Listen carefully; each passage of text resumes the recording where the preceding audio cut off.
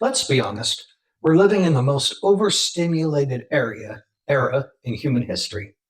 Every notification, every alert, every scroll tugs at our awareness.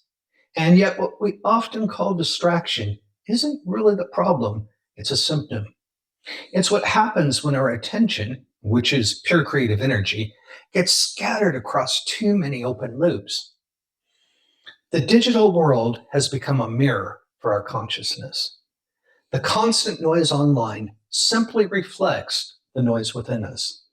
The unfinished thoughts, the ungrounded desires, the craving for stimulation in place of meaning. But the alchemist knows energy is never lost, it only changes form. Every ounce of distraction you experience is potential energy waiting to be rechanneled. So, when I talk about digital alchemy, I'm not talking about deleting your apps or retreating to the woods. I'm talking about transforming the very nature of your relationship with technology, turning reactive attention into intentional focus, compulsive consumption into creative power. What makes this possible is awareness.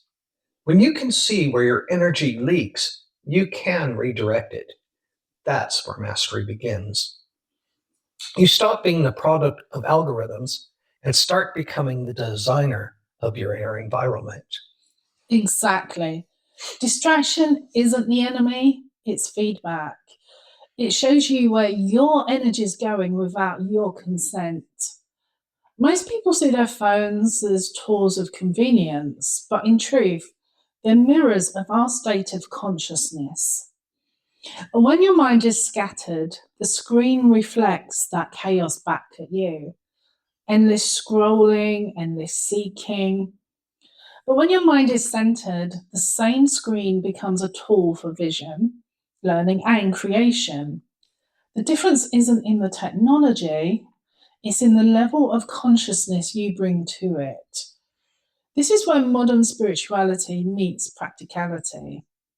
The goal isn't to withdraw from the digital world, but to bring presence into it, to make every click, every post, every interaction intentional. Because every moment of awareness is a seed of creation. And when we talk about power, that's what we mean. The ability to direct your attention consciously. Attention is currency. Wherever you invest it, reality expands. Exactly, that's the key. Attention is creation. Every great spiritual tradition, from the Hermetic to the modern metaphysical, points back to this truth. Where focus goes, energy flows. But what's fascinating about our digital age is that attention has literally become an economy. Companies compete not for your money, but for your awareness. Once you understand that, you start to realize the stakes. Every unconscious scroll, every reactive tap is an act of energetic expenditure. But the moment you bring intention back into the equation, you reclaim your currency. You start creating instead of consuming. So the question isn't how do I escape distraction? It's how do I refine it?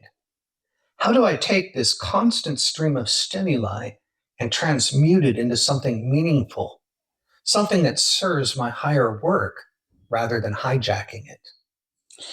And that's where alchemy becomes a living metaphor for modern mastery. The old alchemists weren't really trying to turn lead into gold. They were learning to refine consciousness itself. In our world, the lead is digital noise. The gold is focused awareness. When you treat your attention as sacred, everything changes. You start seeing your digital habits not as failures, but as materials for transformation. The pull to check your phone becomes a signal to breathe. The impulse to refresh a feed becomes a reminder to recenter your mind. As always, this isn't about perfection. It's about awareness as practice. Every moment you notice your attention drifting and bring it back, you're performing real-time alchemy. You're turning distraction into focus, chaos into clarity in the laboratory of daily life. When people hear the word discipline, they often tense up. They associate it with restriction, as though focus means denying yourself pleasure. But in reality, discipline is the most liberating force there is. It's not control, it's alignment. It's deciding moment by moment where your life force goes. The digital world invites you to scatter your attention across 1,000 shiny fragments. The alchemist learns to gather those fragments back into one unified flame.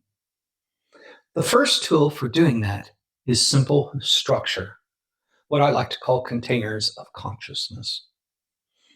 Create specific windows for digital engagement.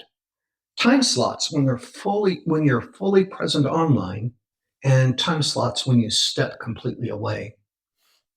When you batch your digital tasks instead of letting them bleed through your day, you reclaim sovereignty over your mental field. You stop reacting and start directing. This isn't about cutting off technology. It's about creating rhythm. The alchemical process always moved in cycles: heating, cooling, distilling. The same rhythm applies to your attention.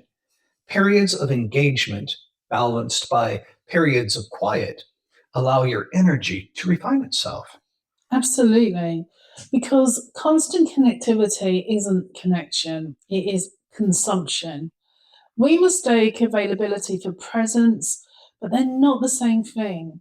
The more you're always on, the less of you is actually here. One of the simplest and most powerful ways to reclaim that presence is what I call a digital detox sprint.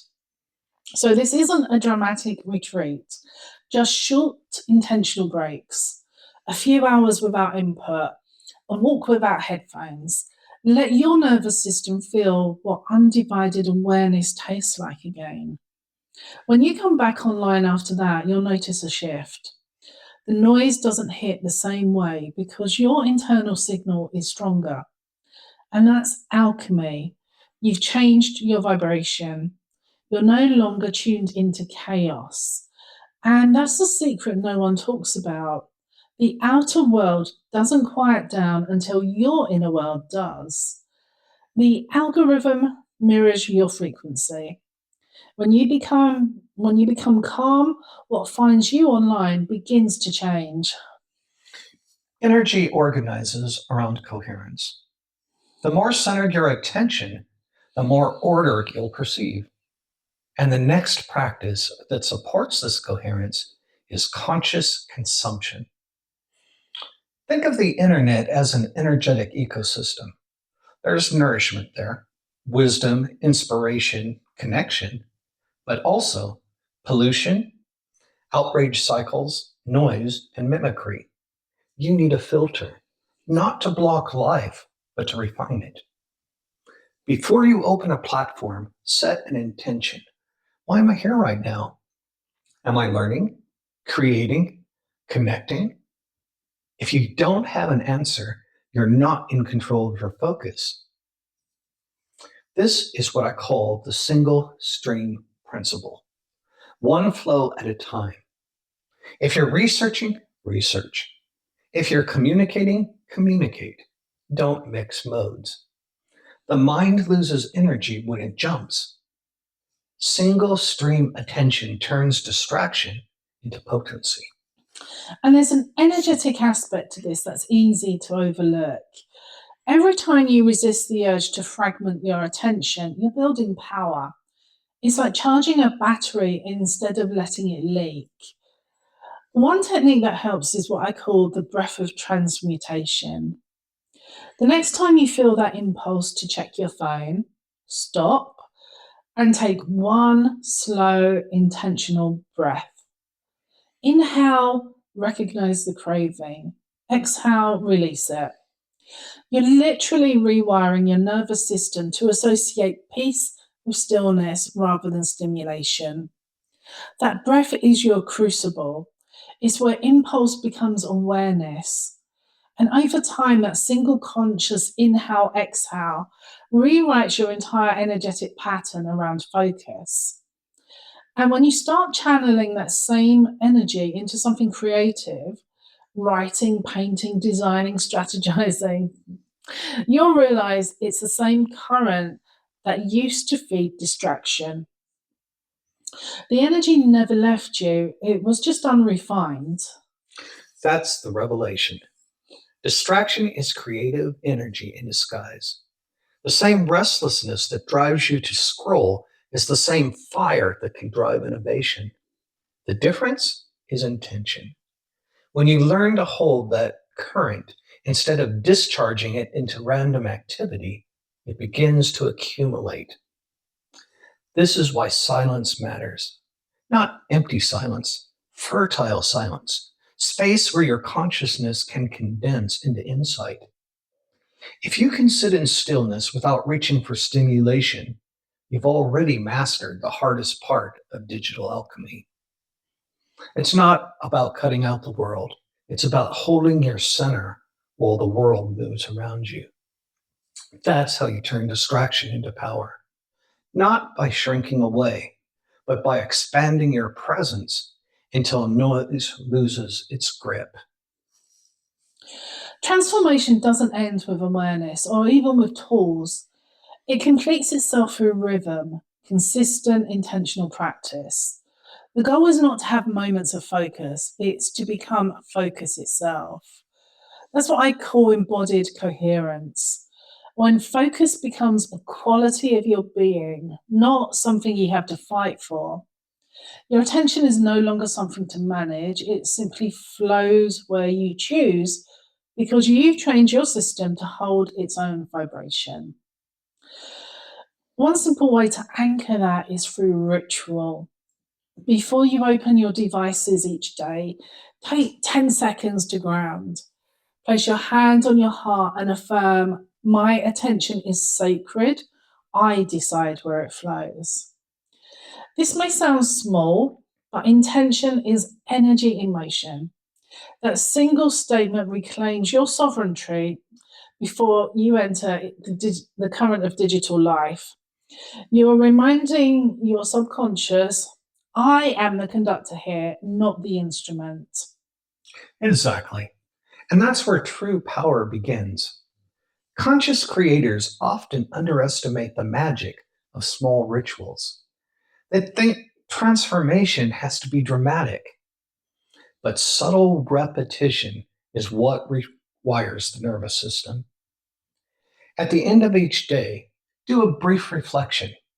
Ask yourself, where did my attention go today? What nourished me? What drained me? Not as judgment, but as energetic calibration. If you do this, you'll start to notice patterns, how certain online spaces expand your consciousness while others contract it. That awareness is your compass. Over time, it naturally draws you toward clarity and away from chaos without you forcing it. And then build what I call your focus fortress. Not a wall against life, but a sanctuary for your creativity, a clean workspace, a few intentional boundaries around notifications, a sense of order in your digital environment. These things seem small, but they're frequencies. They tell your mind this space is sacred. And rhythm keeps that sacred space alive. Deep work, then deep rest. Action, then stillness. The metals of focus are forged in alternating heat and cool, effort and renewal. Too many people push until their attention fractures, then wonder why they burn out. But when you work in cycles, your mind becomes resilient. You engage fully, then fully release. That alternation keeps the creative current strong. This rhythm doesn't just make you more productive, it makes you more present. You begin to feel time expand again. Hours feel generous instead of scarce because you're no longer leaking energy through constant partial attention.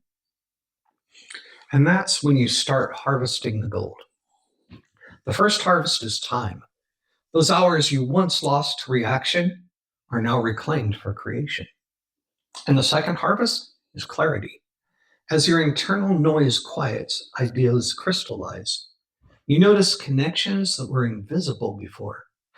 Inspiration arrives without being chased because your inner field is receptive again. And there's a third harvest, it's vision.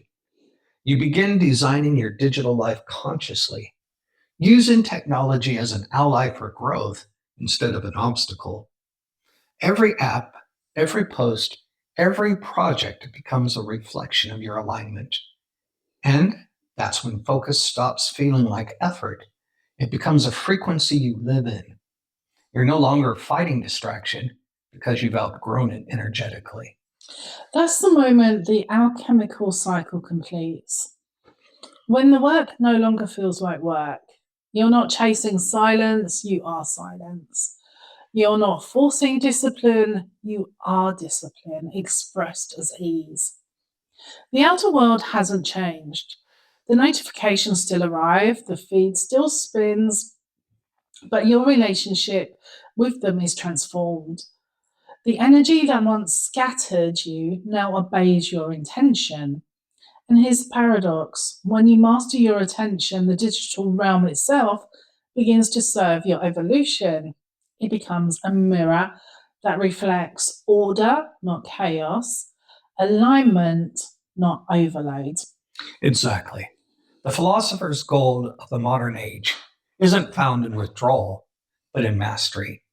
It's the ability to stay centered in a world designed to fragment you, to transform every distraction into a doorway back to presence. When you hold your attention like something precious, life begins to respond. You'll notice synchronicities, doors opening, opportunities aligning, not because the world suddenly changed, but because your vibration did. That's digital alchemy, using awareness to reshape the invisible architecture of your life. And that's the final seal of the work.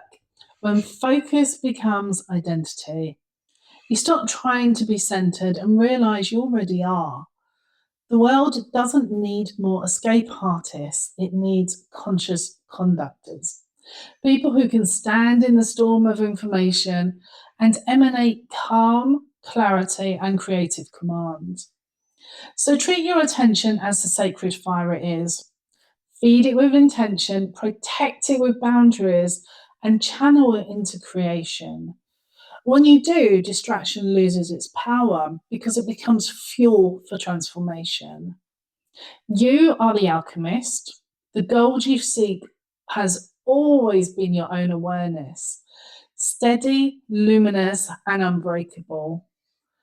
Live from that awareness, create from it, and watch as the digital noise turns to harmony because your consciousness is now the tuning fork of reality.